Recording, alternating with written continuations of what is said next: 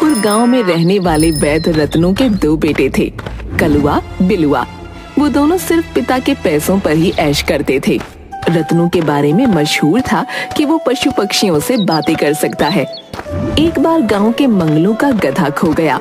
वैद जी, मुझ पर दया कीजिए, मेरा गधा कहीं चला गया है। आप तो पशु पक्षियों से बात कर सकते हैं, जरा पता लगा कर बताइए मेरा गधा कहाँ है। रत्नों ने पेड़ पर बैठे कौवे को देखा और उसकी आवाज में पूछा, कौवे, तुमने कहीं मंगलू के गधे को देखा है? जरा एक उड़ान भरो और उसके गधे का पता लगाओ। मैं ऐसा तभी करूँगा जब उसके बदले में तुम मुझे खीर दोगे, वरना भूल जाओ। रत्नू ने कौवे से खीर देने का वादा किया और 2 ही मिनट में वो उड़ान भरकर वापस आ गया और बोला कि उसे गधा मिल गया। मंगलू का गधा जंगल में बने गड्ढे में गिर गया है, आप लोग जाकर उसे निकाल लीजिए। लो मंगलू, मिल गया तुम्हारा गधा। वह जंगल में बने गड्ढे में गिरा हुआ है, उसे निकालो, लेकिन बदले में तुम्हें इस कौवे को खीर खिलानी होगी। मंगलू खुशी खुशी कौवे को खीर खिलाने को तैयार हो गया और अपने गधे को जंगल के गड्ढे से निकालकर बाहर ले आया। इसी तरह रत्नू पूरे गांव वालों की मदद करता रहता था। एक बार रत्नू अपने बच्चों के बारे में सोच रहा था। उसे एक चिड़िया की आवाज सुनाई दी। क्या हुआ रत्नू, तुम तो हर समय सबकी सहायता करते हो, आज इतने उदास क्यों दिखाई दे रहे हो? क्या मैं तुम्हारी कोई मदद कर सकती हूँ?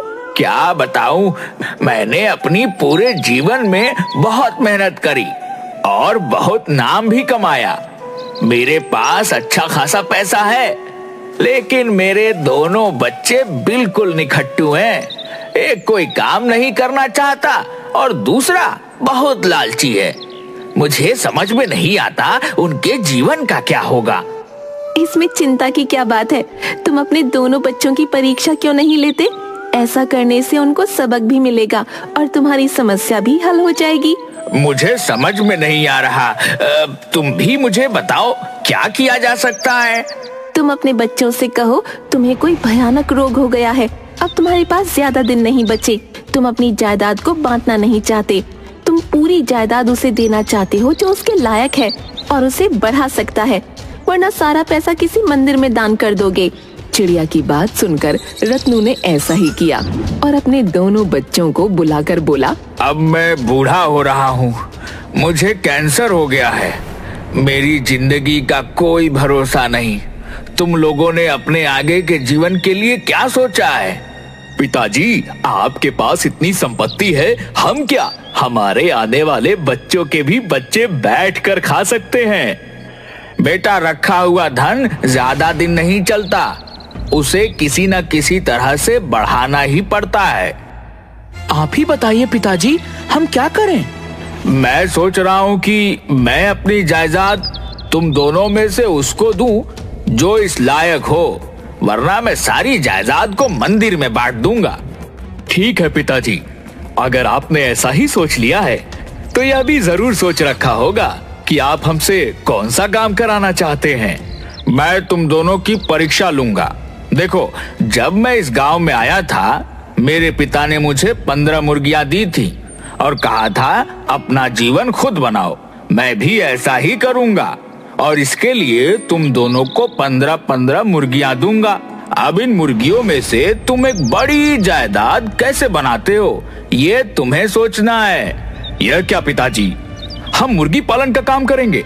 आज तक तो हम मुर्गियों को खाया करते थे। आप कोई दूसरा काम क्यों नहीं देते? मैंने तुम लोगों के लिए यही काम चुना है और तुम्हें यही करना होगा। जैसे इस काम को करने में आपत्ति है, वह इस घर से बाहर जा सकता है। रत्नू अपने बेटों को मुर्गियां देकर घर से रवाना कर देता है। कलुआ बिलुआ दुखी मन से अपने हिस्से की मुर्गियां ले चले जाते हैं।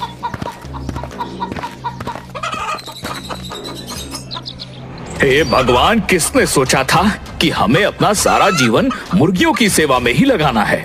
बड़ी भूख लगी है, सबसे पहले इनमें से एक मुर्गी को बनाकर खा लेता हूँ, आगे का देखा जाएगा। कलुआ एक मुर्गी को पकाकर खाना खाकर सो जाता है, लेकिन अपनी मुर्गियों को दाना देना भूल जाता है और उसकी मुर्गियां पूरी रात भूखी रहती हैं। अगली सुबह कलुआ देर तक सोता है। कलुआ उठ जा, तेरी मुर्गियों ने शोर मचाकर मेरे कान खराब कर दिए हैं। तू उन्हें कुछ दाना पानी दे दे। ठीक है भाई, देता हूँ दाना। तुम मेरी मुर्गियों की तरफ ध्यान ना दो, अपना काम करो। पूरी रात भूखे होने की वजह से मुर्गियां बहुत जल्दी जल्दी दाना खाने लगती हैं। कि देखकर कलुआ बड़बड़ करता है। हे भगवान, कितने जन्मों की भूखी है। अगर ये इस तरह से दाना खाएंगी तो पूरे महीने का दाना एक ही हफ्ते में खत्म हो जाएगा। लेकिन अगर इन्हें खाकर इनकी संख्या कम कर दूं तो दाना भी कम देना पड़ेगा। दूसरी तरफ जायदाद के लालच में बिलुआ अपनी मुर्गियों को समय समय पर दाना पानी देता है। जल्दी ही मुर्गियां रोज अंडे देना शुरू कर देती हैं।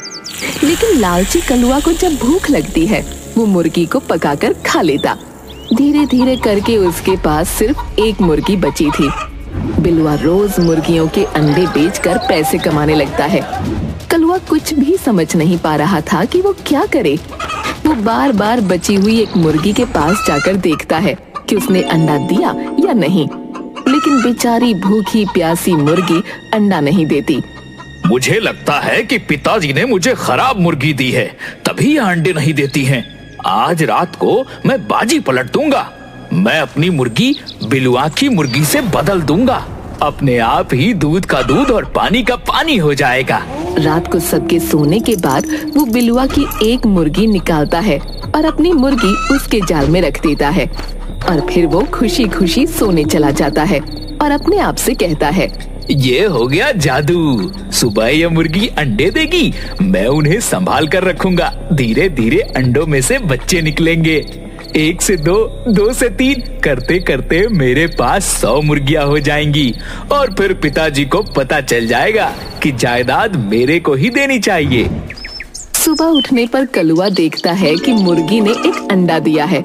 अंडे को देखते ही उसे लालच आने लगता है। ऐसा करता हूँ, इस अंडे का ऑमलेट बनाकर सबसे पहले मैं ही खा लेता हूँ। जब मुर्गी कल अंडा देगी तो उसे बचा कर रख लूंगा, क्या फर्क पड़ता है। कलुआ फटाफट अंडे का एक बढ़िया ऑमलेट तैयार करता है। उसकी खुशबू चारों तरफ फैलने लगती है। ऑमलेट की इतनी अच्छी खुशबू आ रही है, जल्दी से हाथ धोकर आता हूँ, फिर जी भर के खाऊंगा।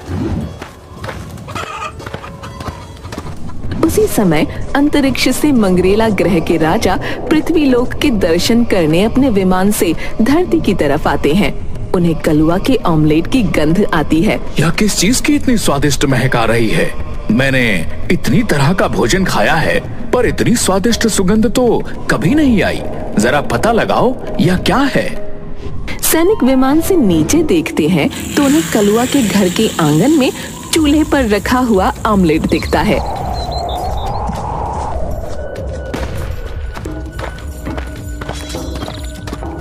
वो ऑमलेट लेकर महाराज के पास चले आए। यह तो बहुत स्वादिष्ट है। आज के बाद तो मैं बस यही खाऊंगा।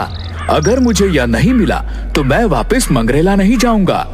सैनिक, पता लगाओ ये चीज बनती कैसे है। दूसरी तरफ जब कलुआ का ऑमलेट गायब हो जाता है तो वो बड़ा परेशान होता है और अगले दिन मुर्गी के फिर से अंडा देने का इंतजार करने लगता है।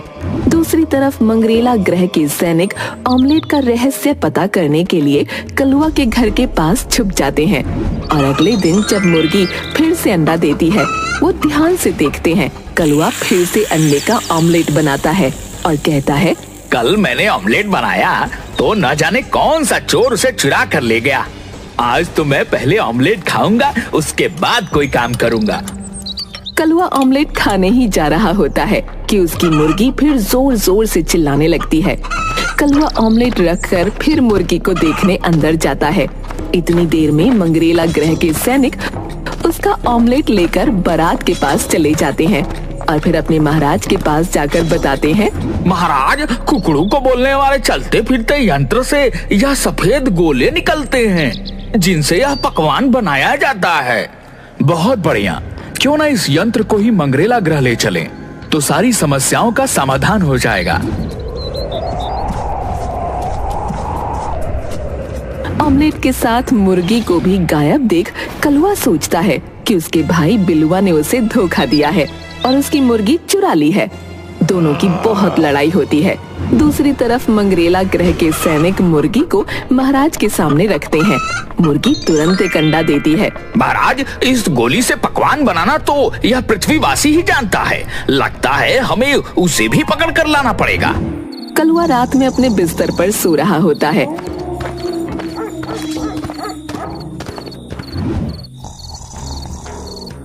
कि मंगरेला के सैनिक उसे अपने विमान पर बैठा कर ले जाते हैं।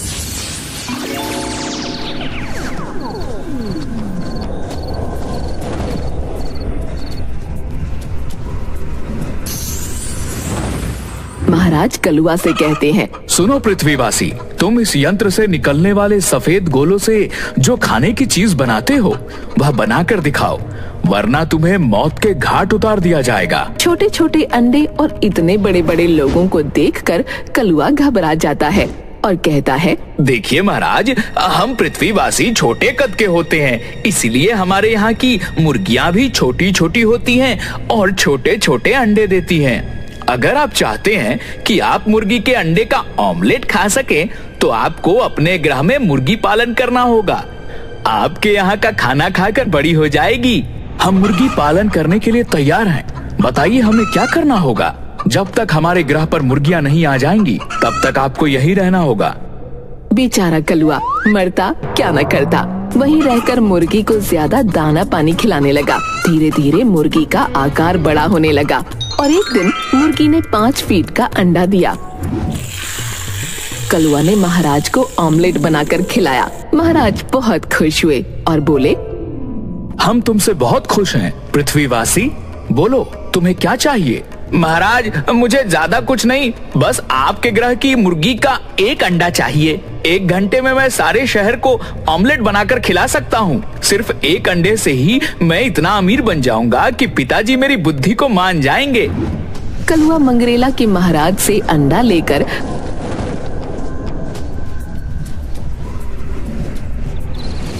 अपने तहखाने में छुपा देता है। कुछ दिन बाद उसमें से मुर्गी निकलती है। कलुआ मुर्गी का बहुत ध्यान रखता है। धीरे धीरे मुर्गी बड़ी होने लगती है और 12 फीट की हो जाती है। एक दिन मुर्गी 5 फीट का अंडा देती है। कलुआ उस अंडे का एक बड़ा सा ऑमलेट बनाता है और गांव के जमींदार को वो ऑमलेट खिलाने के लिए आमंत्रित करता है। जमींदार ने जब इतना बड़ा और स्वादिष्ट ऑमलेट खाया तो बोला, जिस मुर्गी के अंडे का यह ऑमलेट है वह मुर्गी खुद कितनी ज्यादा स्वादिष्ट होगी। मैं वह मुर्गी खाना चाहता हूँ। सर, मैं ऐसा नहीं कर सकता। वह मुर्गी मेरी आमदनी का एकमात्र जरिया है। जमींदार ने सोचा, मैं इतना बड़ा आदमी हूँ और इस मुर्गी वाले की इतनी हिम्मत कि मुझे मना करे। चाहे जो कुछ हो जाए, मैं तुम्हें उस मुर्गी के बदले 100 मुर्गियाँ दूंगा, लेकिन मुझे उस मुर्गी का मांस खाना है। जमींदार ने अपने आदमियों से कहा कि वो रातों रात जाकर कलुआ की मुर्गी चुरा लाएं।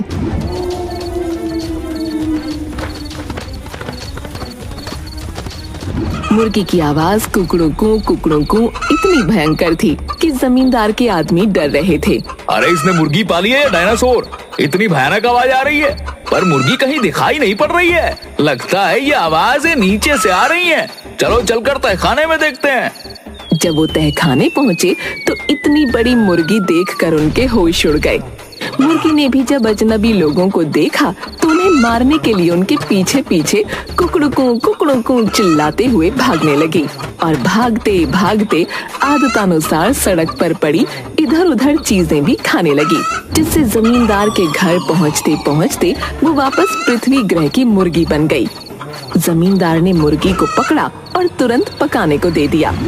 वाह, अब जाकर मुझे चैन मिला। वो स्वाद लेकर मुर्गी को खाने लगा। जमींदार मुर्गी खाकर शांति से सो गया। अचानक उसके पेट में से कुकड़ू कू आवाज आने लगी। अंतरिक्ष में पैदा होने के कारण मुर्गी के हर टुकड़े से कुकड़ू कू की आवाज निकल रही थी। अब जमींदार जहाँ भी जाता उसके शरीर के अंदर से मुर्गी की आवाज आती रहती थी और लोग उसका मजाक बनाते थे। कलुआ, मुझे माफ कर दो और इस मुसीबत से मेरा पीछा छुड़ा। तुम्हारी मुर्गी ने मेरा जीना हराम कर दिया है। यह तो मेरे पेट के अंदर जाने के बाद मेरे पेट के अंदर से बोलती रहती है। मैं आपको ठीक तो कर सकता हूँ, लेकिन आपको एक वादा करना पड़ेगा। अरे मैं परेशान हूँ, तुझे वादे की पड़ी है। बोल क्या वादा करना है, मैं तुझे लिख कर दे देता हूँ। अरे ज्यादा कुछ नहीं, बस अपनी गौशाला और खेत मेरे नाम कर दीजिए और मुझे कुछ नहीं चाहिए। ला मैं साइन कर देता हूँ। मेरा रघुपुर का 15 एकड़ खेत और रघुपुर की गौशाला तेरी हुई। बस तो मुझे इस मुसीबत से निकाल दे। लेकिन अगर आपने ठीक होने के बाद यह सब मुझसे वापस ले लिया तो मैं क्या करूँगा? अरे कलुआ बेटा, मुझ पर विश्वास कर, मेरी जान पर बनी हुई है। मेरे पास इसके अलावा भी बहुत संपत्ति है। मैं रघुपुर की संपत्ति की तरफ आंख उठाकर भी नहीं देखूंगा। यह सब तेरी हुई। तू कहे तो तुझे यहाँ का जमींदार बना दूं। ठीक है जमींदार साहब, मुर्गी को निकालने के लिए तो आपको गांव के वैद्य से ऑपरेशन कराना पड़ेगा। पर गांव का वैद्य तो तुम्हारा बाप ही है। वह तो बूढ़ा हो गया है, भला वह मेरा ऑपरेशन कैसे कर पाएगा? देखिए जमींदार साहब, हमारे पिताजी को मुर्गियों की बोली भी आती है। वह आपके पेट की मुर्गियों से बात करेंगे तो शायद बात बन जाए। कलुआ अपने पिता के पास गया और सारी बात अपने पिता को बताई। वाह बेटा, तू सबसे ज्यादा चालाक निकला। तूने तो अपने लिए पूरा बंदोबस्त कर लिया। मैं तुझसे बहुत खुश हूँ। चल जमींदार के पास चलता हूँ और उसकी समस्या को दूर करता हूँ। रत्नू मुर्गियों का खाना लेकर जमींदार के सामने बैठ जाता है और मुर्गी की आवाज में उससे बात करता है। कुमकुम कुरकुरे कुमकुम। रत्नू की भाषा में उसे बाहर आने को कहता है और बोलता है कि वो उसे बढ़िया खाना देगा। वो डकार के साथ जमींदार के पेट से बाहर आ जाए। मुर्गी तैयार हो जाती है। रत्नू जमींदार को एक काढ़ा पिलाता है। काढ़ा पीते ही जमींदार जोर से डकार लेता है और डकार के साथ ही मुर्गी बाहर निकल आती है और रत्नू के लाए खाने को खाने लगती है। रत्नू, तुम नहीं होते तो मैं तो पूरी उम्र कुकड़ू करता रह जाता। धन्यवाद रत्नू भाई। पिताजी मुझे माफ कर दीजिए, मैं कभी भी लालच नहीं करूँगा और बहुत मेहनत करूँगा। कोई बात नहीं, उन मुर्गियों को खोकर ही सही, पर तुमने वह सबक सीख लिया है जो मैं सिखाना चाहता था। मुझे तुम पर बहुत फक्र है। रत्नू कलुआ को माफ कर देता है और सब खुशी खुशी रहने लगते हैं।